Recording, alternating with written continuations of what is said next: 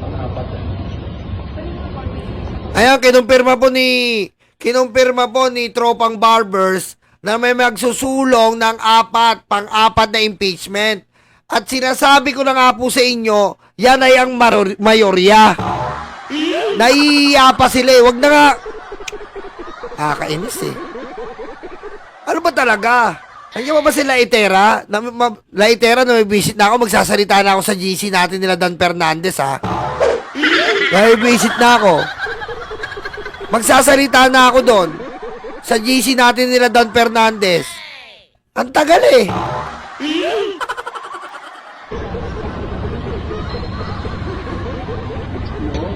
never talked about the fourth impeachment. We actually haven't talked about the impeachment complaints yet, no? Kasi I think makulang video ng office pa. Hindi makukulang. Well, kasi yung filing of the complaint, the contents of the complaint, the substance of the complaint is one thing. And the other thing is the endorser. Sino yung mag-endorse? Siyempre, titingnan din muna kung ano yung naman ang complaint. Pagka walang laman, at hindi naman karapat-dapat na endorse, baka hindi ba endorse? Matutulad na. Pwede ka mag-comment sa Vice President Daniel Fernandez and the years running for President of the campaign and claim that she could not put the lang daw po na continued backsliding of the money.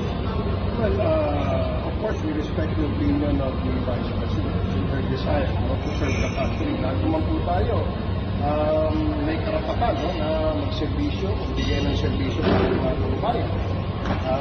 Doon naman sa punto na backslide, I think this has also have to be substantiated by data and proof. Kasi to be fair, tingnan muna natin kung ano yung mga basihan ng ating statements, especially kapag tungkol ito sa performance ng ating GM.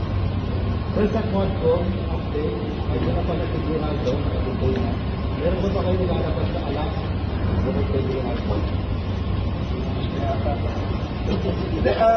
Meron si Wilkins yesterday presented himself before the office of the Sergeant at Arms sa National Detention Facility. Meron kaming schedule na tinitingnan for next week, another Quadcom hearing. Siguro sunod-sunod dahil meron din tayong Ayan na, good news po. Sunod-sunod na naman po ang chismisan natin. Dahil mabubuhay na naman po ang Quadcom. Sunod-sunod na naman po ang chismisan ng mga matatanda. Dahil bubuhayin po ang Quadcom. Napakaganda naman nun. try ko nung bago mag-break. So, I think baka mag-schedule din tayo na another hearing dyan. And also, yung think ako, itong this coming days until we adjourn on Feb, siguro sunod-sunod na hearing. Okay? Yan po Merong magsusulong talaga ng pang-apat. Ayan sigurado may fourth impeachment at magkakaroon po tayo ng sunod-sunod na Quadcom hearing. Sunod-sunod po na Quadcom hearing dahil marami pa po tayong pending. Ang dahil po nilang pending. Si Grialdo nakakulong pa rin. Wah! Ha! Ha! Ha! Ha! Ha! Ha! Ha! Si Grialdo, kalimutan na natin. Huwag nang palayain yan. Ha! Ha! Ha! Ha!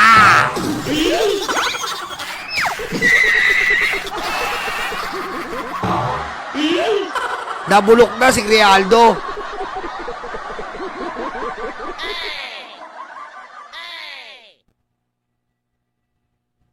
Nakiisa rin sa INC rally ang ilang kilalang kaalyado ng mga Duterte gaya ni Senator Robin Padilla at Senator Ronald De La Rosa. May mensahe sila sa mga nasa likod ng impeachment laban kay Vice President Sara Duterte. Nasa frontline ng balitang yan, si Mayan Los Baños. Kandidato ng Iglesia ni Cristo at inendorso noong 2022 elections sa ilalim ng Uniteam. Kabilang daw yan sa dahilan kung bakit dumalo sa peace rally ng Iglesia ni Cristo si Senator Robin Padilla.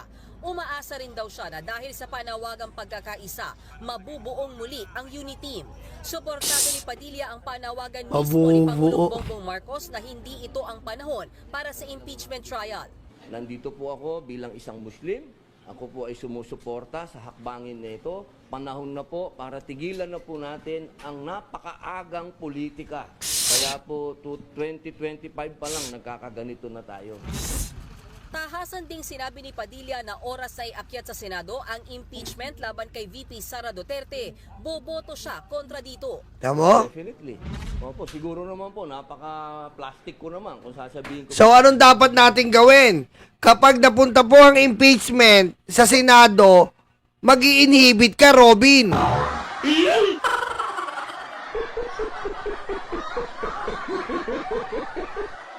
Ayan po ha, tandaan natin to ha. Kapag napunta, Robin, sa Senado yan, mananawagan ng mga kababayan natin na mag-inhibit ka. Bias ka na eh. Bias ka na. Hindi mo pa nakikita ang ebidensya, hindi pa tinatalakay ang ebidensya, wala pa tayong impeachment hearing, nakapag-decide ka na kagad ng haharangin mo. Nag-iisip ka ba talaga? Senador ka ba talaga?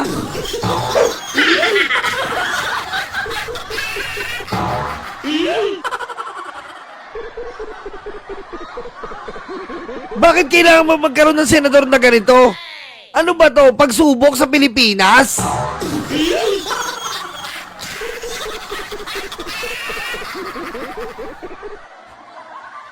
Ano ba kayo nila Bongo at Bato? Pagsubok o dagok sa Pilipinas?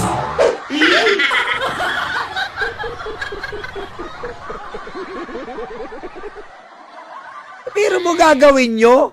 Haharangin mo, wala pa tayong impeachment proceeding? Nagdesisyon ka na kagad? Ano ka ba naman?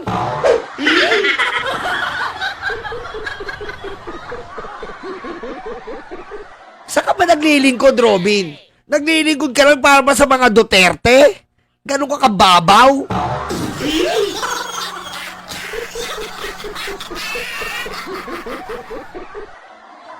Virgie Carlos, ayan nga po yung ila-livestream ko. Mamaya po, supportahan nyo, magla-livestream ako ng hearing kung saan ang kuryente po ng Pilipinas ay isang pindot lang po ng China. Wala na tayong ilaw lahat. Ganun po kalala. Mamaya po, pagtapos na ito live natin, mag-restream po ako.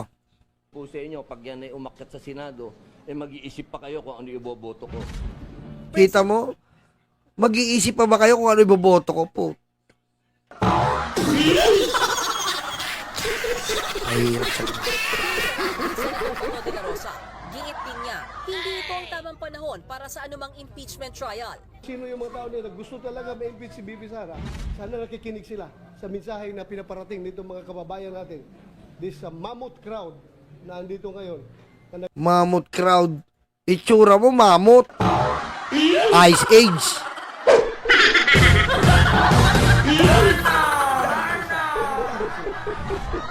Gayunman, hindi raw handa si De La Rosa na sabihin ang boto niya sa impeachment, lalo tatayo silang senator judges oras na iakyat ito sa Senado. O, kita mo, kahit pa paano si Bato nag-iisip eh. Kahit pa paano si Bato may kapirasong utak eh. Si Robin na ano eh. Yung utak ni Robin na wash out eh. Hindi ng mga senador na dumalo sa peace rally ng Iglesia ni Cristo, walang halong politika ang pagpapakita nila dito kahit pakilala sa block voting ang INC at ilan sa mga senador tatakbo sa parating na eleksyon.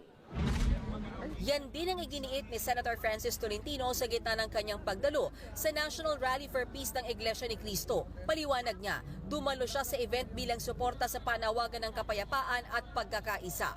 Wala itong politika. Kaya ang aking pagdalo dito ay para po sa pagkakaisa Hindi naman personal na dumalo si Senate President Chis Escudero. Gayunman, hindi siya naghayag ng pagtutol sa peace rally at pagdalo ng mga senador. Hindi na raw dapat questionin ang mga panawagan para sa kapayapaan at pagkakaisa na kailangan ng bansa ngayon. Nagbabalita mula... Ayan po Diyan lang po marami nagtatanong, ma-share ko lang sa inyo. Marami rin po nagtatanong ng ibang INC na tahimik lang po kung bakit nga po nandyan yung mga yan. At sana man daw po, pinaparating lang, na dapat kung nandyan yung mga yan, meron din representante na nasa ibang panig. Di ba?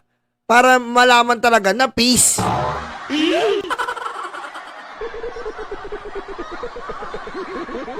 Diba?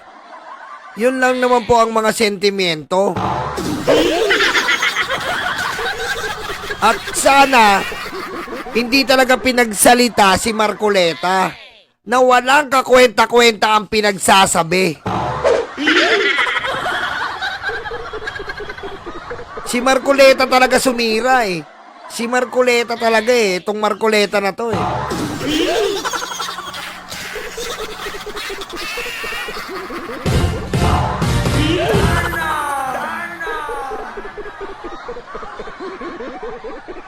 Hay nako.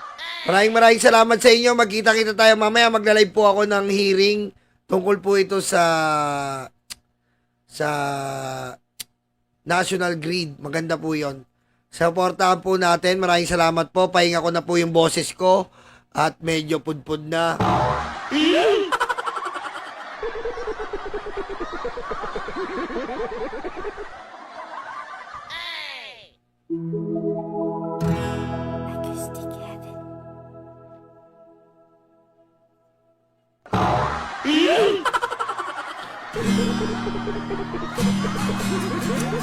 Pagpipresidente Sara Duterte, OMG daw, nakakahiya siya ang magnanakaw, proud pa na tatakbo. Hoy, ano ka ba, impeach ka na, malapit na.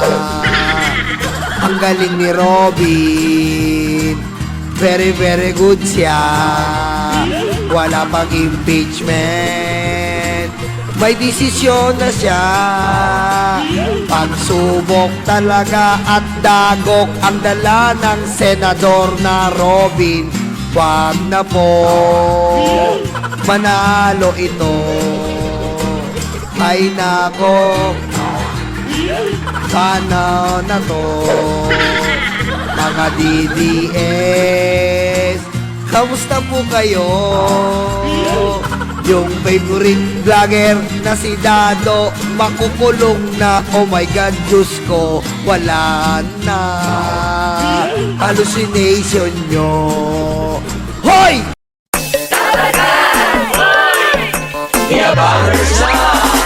Handa na ba kayo mga Dabarkads? Eto na sila, The Bangers, sa pangunguna ni Tamski. Kamusta mga kababayan ko? Dapat lang malaman nyo, andito si Tamski, ang abang lingkod nyo na magbibigay at maghatid ng mga balitang solido at talagang para sa Pilipino. Hindi rin magpapahuli si Nyolo. Kamusta mga karayuma? Nyolo Bontit at your service. At siyempre, ang muse ng grupo, si Tita Missy. What's up mga libag? Naghilod na ba kayo?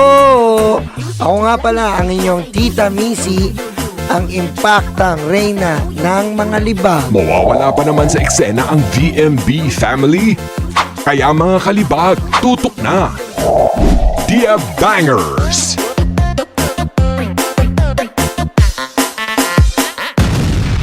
Kabahan na kayo.